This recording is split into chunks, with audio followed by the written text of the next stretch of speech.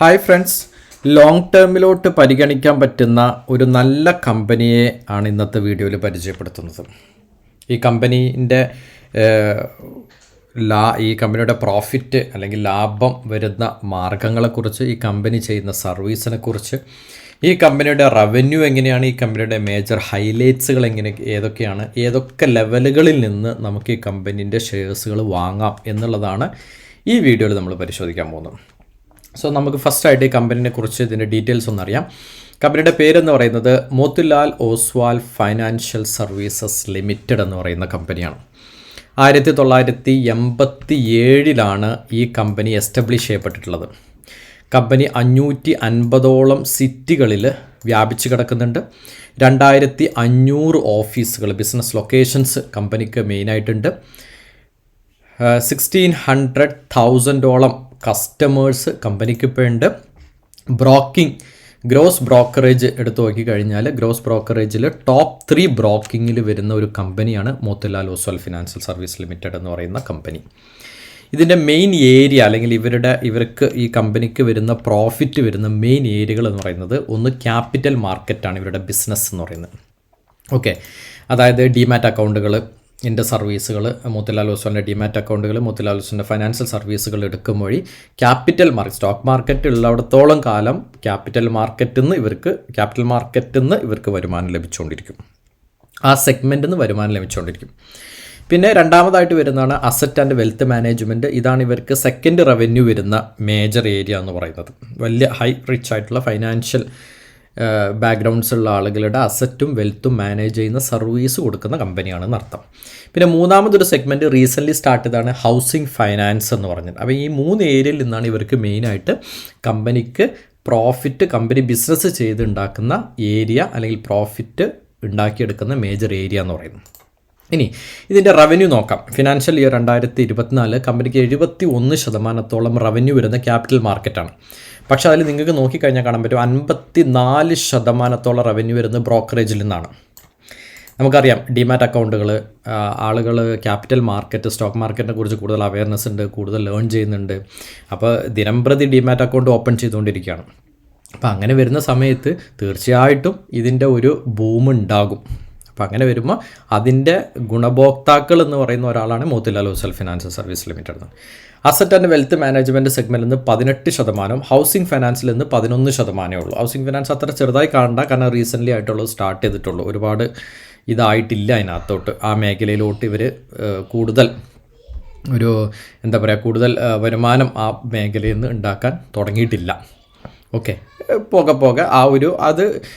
ഇതെന്ന് പറയുന്നത് ഒരു കമ്പനിയുടെ പോസിറ്റീവായിട്ടാണ് ഞാൻ കാണുന്നത്. കാരണം ഒരൊറ്റ സെഗ്മെൻറ്റിൽ കോൺസെൻട്രേറ്റ് ചെയ്യാതെ എല്ലാ മേഖലകളിലും ആ ബിസിനസ് ഡൈവേഴ്സിഫൈ ചെയ്ത് കൊടുക്കുക എന്ന് പറയുന്നത് ഒരു വളരെ ഇമ്പോർട്ടൻ്റ് ആണ്. ക്യാപിറ്റൽ മാർക്കറ്റുണ്ട്, അസറ്റ് ആൻഡ് വെൽത്ത് മാനേജ്മെൻറ്റ്, ഇപ്പോൾ ഹൗസിംഗ് ഫൈനാൻസുമായി.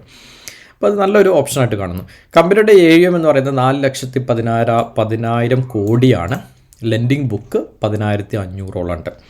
ഇതിൻ്റെ ഹൈലൈറ്റ് എന്ന് പറയുന്നത് ക്യാപിറ്റൽ മാർക്കറ്റിൽ നിന്നാണ് ഏറ്റവും കൂടുതൽ വരുമാനം വരുന്നത്. അത് ബ്രോക്കറേജ് സെഗ്മെൻറ്റിൽ നിന്നാണ്. 2020 തൊട്ട് 2023 വരെയുള്ള കണക്കെടുത്താൽ ഏകദേശം 47 മില്യൺ നിന്ന് 130 മില്യൺ വരെ ഉള്ള ഡിമാറ്റ് അക്കൗണ്ട് ഓപ്പൺ ചെയ്തു. അതായത് 3x ടൈംസാണ് ഡിമാറ്റ് അക്കൗണ്ടിൻ്റെ വളർച്ച എന്ന് പറയുന്നത്. ആ കോവിഡിന് ശേഷം വന്ന ഒരു വലിയൊരു ബൂമാണ്. ഓക്കെ, ഇനി അസറ്റ് ആൻഡ് വെൽത്ത് മാനേജറിൽ റിലേഷൻഷിപ്പ് മാനേജേഴ്സിൻ്റെ കൗണ്ട് എന്ന് പറയുന്നത് 123 നിന്ന് 221 കഴിഞ്ഞ 2 വർഷത്തിൽ ഉയർത്തി എന്നുള്ളതും ഈ അസറ്റ് ആൻഡ് വെൽത്ത് മാനേജ്മെൻറ്റിൽ ഇവർക്ക് അത്രയും ഡിമാൻഡ് വരുന്നുണ്ട് എന്ന് കാണിക്കുന്നതിൻ്റെ ഒരു ഇൻഡിക്കേഷനാണതെന്ന് പറയുന്നത്. പിന്നെ പറഞ്ഞാൽ ഹൗസിംഗ് ഫൈനാൻസ് സെഗ്മെൻറ്റിലോട്ട് റീസെൻ്റായിട്ടാണ് ലോഞ്ച് ചെയ്തിട്ടുള്ളത്. അതിൽ നിന്ന് 11% വരുമാനം വരുന്നുണ്ട്. അപ്പോൾ എന്തുകൊണ്ട് നോക്കുമ്പോൾ ബിസിനസ് ആസ്പെക്റ്റ് നല്ലതാണ്, ബിസിനസ് കുറച്ച് ഡൈവേഴ്സിഫൈഡ് ആണ്, വരുമാനം ക്രമാതീതമായിട്ട് കൂടിക്കൂടി ഓരോ ക്വാർട്ടർ കഴിയുന്നവരും കൂടിക്കൂടി വരുന്നുണ്ട്. ഇനി നമുക്ക് ഇതിൻ്റെ ഇതൊന്ന് നോക്കാം, അതായത് ഇതിൻ്റെ പാരാമീറ്റേഴ്സ്, ടെക്നിക്കൽ പാരാമീറ്റേഴ്സ്. സ്റ്റോക്കിൻ്റെ PE 15.6, industrial PE 15.6, price to earning ratio. അതായത് ഒരിക്കലും ഓവർ വാല്യൂഡ് അല്ല, ഒരു ഡീസൻറ്റ് വാല്യുവേഷനിൽ കിട്ടുന്നൊരു സ്റ്റോക്കാണ്. റിട്ടേൺ നോക്കിക്കഴിഞ്ഞാൽ 32.6 return on equity, return on ROCE 20.7 ഉണ്ട്. അപ്പോൾ ROE ROCE ഒരു ഡീസൻറ്റ് റിട്ടേൺ കൊടുക്കുന്നുണ്ട്, അല്ലെങ്കിൽ ഡീസൻറ്റ് റിട്ടേൺ കൊടുക്കുന്നുണ്ട് എന്ന് റിഫ്ലക്റ്റ് ചെയ്യുന്നൊരു കാര്യം. ഡിവിഡൻറ്റും ചെറിയ തോതിലുള്ള ഡിവിഡൻറ്റ് കൊടുക്കുന്നുണ്ട്. ശരി, ഇത് ലാസ്റ്റ് ഡേയ്സിൽ സ്റ്റോക്ക് ഒന്ന് ഇത്തിരി കറക്റ്റ് ചെയ്തു 2.5%. പക്ഷേ ഇതൊരു ബൈങ് റേഞ്ചിലോട്ട് വരുന്നതായിട്ട് എനിക്ക് തോന്നുന്നു.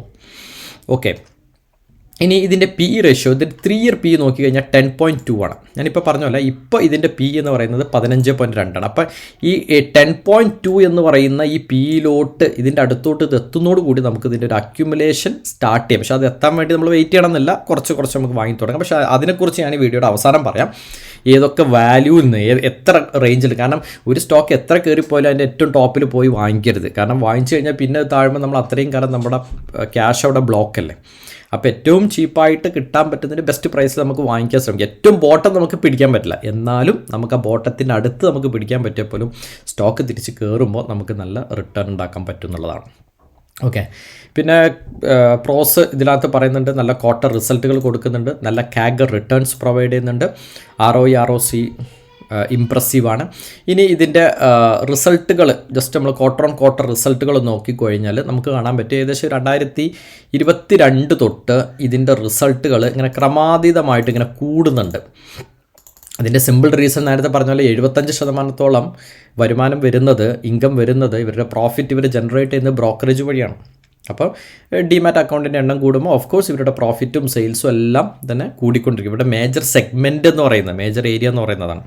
നെറ്റ് പ്രോഫിറ്റ് നോക്കിക്കഴിഞ്ഞാൽ ഒരു 165, 520, 530, 661 ഇങ്ങനെ പോയിട്ട് 1122 ലാസ്റ്റ് റെക്കോർഡ് ചെയ്തിട്ടുള്ള സെപ്റ്റംബർ 2024 റിസൾട്ട്. ഡിസംബറിലെ റിസൾട്ടുകളും വരാനിരിക്കുന്ന, ഈ ജനുവരിയിൽ വരാനിരിക്കുന്ന റിസൾട്ടുകളും മോശമാകാനുള്ള ഒരു ചാൻസസ് ഇല്ല എന്നുള്ളതാണ്. ഇതിൻ്റെ ഒരു വളർച്ച കാണുമ്പോഴും വാല്യുവേഷൻ കാണുമ്പോഴും ഒരു ഡീസൻ്റ് ആയിട്ട് നമുക്ക് തോന്നുന്നു എന്നുള്ളതാണ്. ഓക്കെ, ഇനി കമ്പനിയുടെ മെയിനായിട്ടുള്ള ഹോൾഡിങ്സ് വരുന്നത്, ഫോറിൻ ഇൻവെസ്റ്റ്മെൻറ്റ് ഇൻസ്റ്റിറ്റ്യൂഷൻ്റെ ഹോൾഡിങ്സ് എന്ന് പറയുന്നത് സ്ലൈറ്റ്ലി കുറച്ചിട്ടേ ഉള്ളൂ, വളരെ വലിയൊരു ഡിക്ലൈൻ അവിടെ ഇല്ല. പിന്നെ DIAS കഴിഞ്ഞ ഒരു 2 ക്വാർട്ടർ കമ്പയർ ചെയ്യുമ്പോൾ കുറച്ച് കൂട്ടിയിട്ടുണ്ട്. പിന്നെ DIAS ക്രമാതീതമായിട്ട് കൂട്ടിയിട്ടുള്ളൂ. FIS കുറച്ചു, പിന്നെ അതങ്ങനെ കോൺസ്റ്റൻ്റ് ആക്കി നിലനിർത്തി എന്നുള്ളതാണ് ഏകദേശം കാണാൻ പറ്റുന്നത്. പിന്നെ പ്രൊമോട്ടേഴ്സ് ഹോൾഡിങ്ങിലും വലിയ വ്യത്യാസം വന്നിട്ടില്ല, 70 to 68 ആ റേഞ്ചിലാണ് പ്രൊമോട്ടേഴ്സിൻ്റെ ലാസ്റ്റ് 3 ഇയേഴ്സ് എടുത്ത് കഴിഞ്ഞാൽ കാണാൻ പറ്റുന്നത്. ശരി, അപ്പോൾ കമ്പനീൻ്റെ ഡാറ്റ ഇംപ്രസീവാണ്, ബിസിനസ് ആസ്പെക്റ്റ് ഇംപ്രസീവാണ്, റിട്ടേൺസ് കൊടുക്കുന്നത് ഇംപ്രസീവാണ്, ടെക്നിക്കൽ പാരാമീറ്റേഴ്സ് ഫേവറബിൾ ആയിട്ട് കാണുന്നു.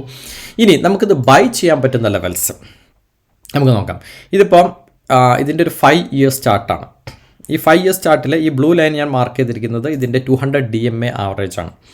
അപ്പോൾ 200 DMA ആവറേജിൻ്റെ താഴെ വരാനുള്ള ഒരു ചാൻസ് മേ ബി ഉണ്ടാകാം. ബട്ട് നമുക്ക് നോക്കാം, ഇതിൻ്റെ ഒരു കുറച്ച് ട്രെൻഡ് ലൈൻസൊക്കെ നമുക്ക് വരച്ചു പോയി കഴിഞ്ഞാൽ ഇത് നമുക്ക് കാണാൻ പറ്റുന്നത് വെച്ച് കഴിഞ്ഞാൽ ഇത് ഈ ഒരു പാത്തിലൂടെ കണ്ടത് കറക്റ്റായിട്ട് ഈ ഒരു പാത്തിലൂടെ ഫോളോ ചെയ്ത് പോകുന്നതാണ്. അല്ല, എക്സാക്ട്ലി ഈ ഒരു ലൈനിൽ കൂടെ ഫോളോ ചെയ്ത് പോകുന്ന ഒരു സ്റ്റോക്കായിരുന്നു. അവിടെ നിൽക്കട്ടെ, ഒരു ട്രെൻഡ് ലൈന്. ഇനി നെക്സ്റ്റ് വണ്ണം, ഇതിപ്പോൾ ജസ്റ്റ് ഒരു 1 ഇയർ ടൈം ഫ്രെയിമിൽ വരച്ചു എന്നുള്ളതേ ഉള്ളൂ. കണ്ട, ഇത് അത്യാവശ്യത്തിൽ ഇങ്ങനെ ബ്രോഡൺ ചെയ്ത് വരുന്നുണ്ട്. ഇത് ബ്രോഡൺ ചെയ്ത് വരുന്ന ഇതാണ് ഇതിൻ്റെ ഒരു ട്രെൻഡ് ലൈൻ. ഓക്കെ, ഓൾമോസ്റ്റ് നമുക്ക് പറയാം. ഓക്കെ, ഇനി ഇതിൻ്റെ 200 DMA ആവറേജ്. അപ്പോൾ നമുക്ക് ഇതിൽ എടുത്തു നോക്കിക്കഴിഞ്ഞാൽ ഇതിൻ്റെ ഒരു മേജർ സപ്പോർട്ട് ഏരിയ എന്ന് പറഞ്ഞു കഴിഞ്ഞാൽ, അല്ലേ, ഒരു മേജർ സപ്പോർട്ട് ഏരിയ എന്ന് പറഞ്ഞു കഴിഞ്ഞാൽ ഈ ഒരു ലൈൻ, ഈ ഒരു ഇതിലാണ് ഇത് കുറേ കാലം ഈ വാല്യൂസിൽ, അതായത് പറഞ്ഞു കഴിഞ്ഞാൽ 854 800 ഞാൻ ഈ 2 ലൈൻസ് ഇപ്പോൾ തൽക്കാലം വായിക്കുന്നു, അല്ലെങ്കിൽ ഡയഗ്രാം ഭയങ്കര കോംപ്ലിക്കേറ്റഡ് ആവും, മനസ്സിലായി. ഈ ഒരു ലൈനിൽ കഴിഞ്ഞ ഒക്ടോബറിലൊരു സപ്പോർട്ട് എടുത്തു, കഴിഞ്ഞ നവംബറിലൊരു സപ്പോർട്ട് എടുത്തു, ഇപ്പം നമ്മൾ ജനുവരിയിൽ വരുന്നു. അപ്പോൾ ഈ ഒരു 856, ഇപ്പോൾ 854, 55 നമുക്ക് റൗണ്ട് ചെയ്ത് വെക്കാം. സോ 855 എന്ന് പറയുന്നത് 2-3 തവണ സപ്പോർട്ട് എടുത്തിട്ടുള്ള ഒരു ഏരിയ ആണ്. അതുകൊണ്ട് ഈ ഏരിയയിൽ നമുക്കിപ്പോൾ നമ്മളൊരു 10,000 ഇൻവെസ്റ്റ് ചെയ്യാൻ ആലോചിച്ചിട്ടുണ്ട് വിചാരിക്കുക. അപ്പോൾ ആ 10,000 നമുക്കൊന്ന് സ്പ്ലിറ്റ് ചെയ്തിട്ട് ഫസ്റ്റ് 2,000 എന്ന് പറയുന്ന ഒരു എമൗണ്ട് 5 അതിനെ സ്പ്ലിറ്റ് ചെയ്ത് കഴിഞ്ഞാൽ ഫസ്റ്റ് 2,000 നമുക്കൊരു 855 ഡിപ്ലോയ് ചെയ്യാൻ പറ്റും. ഓക്കെ, ഇതൊരു ജസ്റ്റ് ഒരു എക്സാമ്പിളാണ്, ഇതൊരിക്കലും ഒരു ബൈ സെൽ റെക്കമെൻഡേഷൻ അല്ല. ഓക്കെ, ഇതിൻ്റെ സപ്പോർട്ട് വെച്ചിട്ട് ഈ സപ്പോർട്ട് നമുക്കിങ്ങനെ അക്യുമുലേറ്റ് ചെയ്യാം എന്ന് പറയുന്നേ ഉള്ളൂ. സോ 854. ഇനി അടുത്ത ഒരു ലെവലെന്ന് പറഞ്ഞു കഴിഞ്ഞാൽ അടുത്ത നെക്സ്റ്റ് സ്വിങ് ഹൈയിൽ വരുന്നത് ഈ ഒരു ലെവലാണ്. സോ നമുക്ക് ജസ്റ്റ് ഒന്ന് മാർക്ക് ചെയ്യാം. ഈ ഒരു ലെവലിൽ, അതായത് ഒരു 795 855 കഴിഞ്ഞാൽ പിന്നെ വരുന്നത് 795 795 നമുക്കൊരല്പം ക്വാണ്ടിറ്റി ആഡ് ചെയ്യാം. പിന്നെ തോന്നുന്ന ഒരു നെക്സ്റ്റ് സപ്പോർട്ട്, ഒരു മേജർ സപ്പോർട്ട് എന്ന് പറയുന്നത് ഒരു പ്രീവിയസ് സ്വിംഗ് ഹൈയിൽ നിൽക്കുന്ന ഈ ഒരു റേഞ്ച് 680 റൗണ്ട് ചെയ്തിട്ട് നമുക്ക് 684 റേഞ്ചിൽ നമുക്ക് പറയാം. ഇവിടെ ആരും ഈ റേഞ്ചിലോട്ട് വരുന്നതോടുകൂടി നമ്മൾ 200 DMA താഴെ വരും. ഓക്കെ, താഴെ വരും. 200 DMA എന്ന് പറയുന്നത് 719 200 DMA എന്ന് പറയുന്നത് 719. ആ 200 DMA താഴെ വരും. അപ്പോൾ ഫസ്റ്റ് ചങ്ക് നമുക്ക് ഇവിടെ ഇൻവെസ്റ്റ് ചെയ്യാം. ഞാൻ ജസ്റ്റ് ഒന്ന് മാർക്ക് ചെയ്യുന്നു. ഫസ്റ്റ് ഈ ഒരു ട്രെൻഡ് ലൈനിൽ ഇവിടെ ഇൻവെസ്റ്റ് ചെയ്യാം. പിന്നെ നമുക്ക് സെക്കൻഡ് ചങ്ക് എന്ന് പറയുന്നത് ഇവിടെ സെക്കൻഡ് പോർഷൻ എന്ന് പറയുന്നത് നമുക്ക് ഈ ഒരു ലൈനിൽ വരുമ്പോൾ 800 ആ ഒരു ലൈനിൽ 825 ഫോർ എക്സാമ്പിൾ. അപ്പോൾ 855 825 പിന്നെ വരുന്ന തേർഡ് ചങ്ക് നമുക്കൊരു മേജർ ചങ്ക്, അതായത് ഒരു 10,000 ഇൻവെസ്റ്റ് ചെയ്യുന്ന ആളാണെങ്കിൽ ഞാൻ പറയും ഇവരൊരു 2,000 ഇൻവെസ്റ്റ് ചെയ്യാം, ഇവിടെ ഒരു 2,000 ഇൻവെസ്റ്റ് ചെയ്യാം. പിന്നെ നമ്മൾ വെയിറ്റ് ചെയ്യാം, കാരണം ഇവിടുന്ന് ഒരു റിവേഴ്സൽ ചിലപ്പോൾ കിട്ടാൻ ചാൻസസ് ഉണ്ട്, നമുക്കറിയില്ലല്ലോ. പിന്നെ നെക്സ്റ്റ് വരുന്ന 200 DMA ക്രോസ് ചെയ്യുന്നൊരു പോയിന്റ് വരും. ആ 200 DMA ക്രോസ് ചെയ്യുന്ന പോയിന്റ് എന്ന് വെച്ച് കഴിഞ്ഞാൽ നമുക്ക് ഏകദേശം ഇവിടെയാണ് ഈ 200 DMA 680 റേഞ്ചിൽ ക്രോസ് ചെയ്യുമ്പോൾ നമുക്കൊരു 3,000 ഇൻവെസ്റ്റ് ചെയ്യാം. അപ്പോൾ നമ്മൾ 3 ചങ്ക്സ് ആയിട്ട് അല്ലെങ്കിൽ ഒരു 2,000 വെച്ചാണെങ്കിലും ഇൻവെസ്റ്റ് ചെയ്യാം. അപ്പോൾ നമ്മൾ 3 ചങ്ക്സ് നമ്മൾ ഇൻവെസ്റ്റ് ചെയ്തു. ഇനിയും ഈ സ്റ്റോക്സ് താഴോട്ട് പോയില്ല നമുക്ക് പറയാൻ പറ്റില്ല. സോ നെക്സ്റ്റ് മേജർ സപ്പോർട്ട് എന്ന് പറയുന്നത് എന്താ, ഈ ഒരു ലൈൻ, ഈ 2 ലൈൻസ്, ഇതല്ല നമുക്ക് ഹൊറിസോണ്ടൽ ലൈൻസ് ആണ് വേണ്ടത്, വെർട്ടിക്കലാണ് എടുത്തത്. സോ ഇതാണ് അടുത്ത സെഗ്മെൻറ്റ് 475. ഈ ഒരു സപ്പോർട്ടാണ് അടുത്തത്. പക്ഷേ ഇങ്ങനെ ഇത് വന്നു കഴിഞ്ഞാൽ ഇത് ഏകദേശം ഇതിൻ്റെ ടോപ്പിൽ നിന്ന് എത്ര ശതമാനം കറക്റ്റ് ചെയ്ത് പറയാൻ പറ്റും? 54%. ഇന്നിപ്പോൾ ഒരു സ്റ്റോക്ക് 50 കറക്റ്റ് ചെയ്യുക എന്ന് പറഞ്ഞു കഴിഞ്ഞാൽ അത് ഒരു മോശം ഡീലല്ല, നല്ല ഡീലാണ്. ഓക്കെ, അപ്പം ഞാൻ പറയുന്നത് ഇനി ഒരു 5 ഘട്ടമായിട്ട് നമുക്കിതിന് ഇൻവെസ്റ്റ് ചെയ്യാം. അപ്പോൾ ഈ ഫസ്റ്റിൽ 4 ഘട്ടങ്ങളാണ് പറഞ്ഞിട്ടുള്ളത്. പിന്നെ നമ്മൾ അതിൻ്റെ ട്രെൻഡ് നോക്കിയിട്ട് നമുക്ക് ഇൻവെസ്റ്റ് ചെയ്യാം. അപ്പോൾ ആദ്യത്തെ ഒരു 4 ചങ്ക്സ് ഈ ഒരു ലൈൻസുകളായിട്ട് നമുക്ക് ഇൻവെസ്റ്റ് ചെയ്യാം. ഫസ്റ്റ് ഇവിടെ നമ്മൾ ഇൻവെസ്റ്റ് ചെയ്യുന്നു. ഇനിയിപ്പം ഒരു എക്സാമ്പിൾ പറയുകയാണെങ്കിൽ ഇവിടെ നമ്മൾ ഒരു ഷെയർ വാങ്ങിക്കുന്നു, ഇവിടെ എത്തുമ്പോൾ നമ്മൾ ഒരു ഷെയർ വാങ്ങിക്കുന്നു. സെക്കൻഡ് സ്ലോട്ടിൽ, തേർഡ് സ്ലോട്ടിൽ വേണമെങ്കിൽ നമുക്ക് 2 ഷെയർ വാങ്ങിക്കാം. കാരണം ഇവിടെ നമ്മൾ 1 വാങ്ങിച്ചു, ഇവിടെ നമ്മൾ ഒരു ഷെയർ വാങ്ങിച്ചു, ഇവിടെ നമ്മൾ 2 ഷെയർ വാങ്ങിക്കാം. കാരണം 200 DMA ക്രോസ് ചെയ്യാന്ന് വെച്ച് കഴിഞ്ഞാൽ അതൊരു നല്ല ഒരു ഇൻഡിക്കേഷനാണ്. തിരിച്ച് അവിടെ നിന്ന് അങ്ങോട്ട് റീട്രേസ് ചെയ്യാനുള്ളൊരു പോസിബിലിറ്റി ഉണ്ട് എന്നുള്ള ആ ഒരു സെഗ്മെൻറ്റിൽ വന്നു കഴിഞ്ഞാൽ. അപ്പോൾ ഇവിടെ നമ്മൾ 2 ഷെയർ വാങ്ങിക്കുന്നു. അപ്പോൾ മൊത്തം നമ്മൾ ഫസ്റ്റ് ഒരു ഷെയർ, പിന്നെ ഒരു ഷെയർ, പിന്നെ 2 ഷെയർ, അപ്പോൾ 4 ഷെയർ വാങ്ങിച്ചു. ഇനി ഈ ഒരു ലൈനിലോട്ട് 50% കറക്ഷൻ വന്നു കഴിഞ്ഞാൽ നമുക്ക് ഈ തേർഡ് സെക്ഷനിൽ ഒരു 3 ഷെയർ നമുക്കിവിടെ വാങ്ങിക്കാൻ പറ്റും. അപ്പോൾ 3 ഷെയർ, 2 ഷെയർ 5, 5 2 7 ഷെയറുകൾ നമുക്ക് ഇതേപോലെ വാങ്ങിക്കാൻ പറ്റും.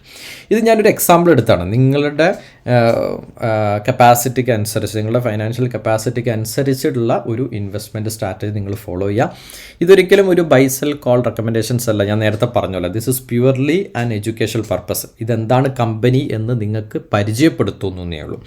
ഈ കമ്പനീൻ്റെ ബിസിനസ് മോഡലുകൾ മനസ്സിലാക്കുന്നു, ഇതിൻ്റെ ടെക്നിക്കൽ പാരാമീറ്റേഴ്സ് മനസ്സിലാക്കുന്നു. നമ്മളിതിൻ്റെ ചാർട്ടിലൂടെ പോയിട്ട് എവിടെയൊക്കെ നമുക്കിതിനെ ബൈ ചെയ്യാൻ സാധിക്കുമെന്നുള്ളതിൻ്റെ പ്രോബബിലിറ്റികളാണ് പറയുന്നത്. ഇതൊരിക്കലും കണ്ണടച്ച് പോയിട്ട് സ്റ്റോക്ക് നാളെ വാങ്ങിക്കണം എന്ന് ഞാൻ ഉദ്ദേശിക്കുന്നില്ല. ഓക്കെ, അപ്പോൾ കുറച്ചൊന്ന് വെയിറ്റ് ചെയ്യുക. നല്ലൊരു ബൈങ് ഓപ്പർച്യൂണിറ്റീസ് കിട്ടാനുള്ള ചാൻസസ് ഉണ്ട്. ഫ്യൂച്ചറിസ്റ്റിക്സ് ആയിട്ട് ഈ കമ്പനിയുടെ ഒരു ഗ്രോത്തും മുന്നിൽ തോന്നുന്നുണ്ട്. ഓക്കെ, അപ്പോൾ നിങ്ങളുടേതായ അനാലിസിസും സ്റ്റഡീസും എല്ലാം നടത്തിയിട്ട് നിങ്ങൾ ഇതിലൊരു ഫൈനൽ ഡിസിഷൻ എടുക്കുക. ഓക്കെ, സോ ഈ വീഡിയോ എല്ലാവർക്കും യൂസ്ഫുൾ ആയെന്ന് വിചാരിക്കുന്നു. യൂസ്ഫുൾ ആയിട്ടുണ്ടെങ്കിൽ നിങ്ങൾ ഫ്രണ്ട്സിനും ഈ സ്റ്റോക്ക് മാർക്കറ്റിനെ കുറിച്ച് പഠിക്കാൻ ഭയങ്കര ഇൻട്രസ്റ്റഡ് ആയിട്ടുള്ള നിങ്ങളുടെ ഫ്രണ്ട് സർക്കിളിലുള്ളവർക്കൊക്കെ നിങ്ങൾ ഷെയർ ചെയ്യുക. അടുത്ത ഒരു വീഡിയോയിൽ അടുത്ത ഒരു ടോപ്പിക്കുമായിട്ട് കാണുന്നവരേക്കും എല്ലാവർക്കും thank you for watching the video.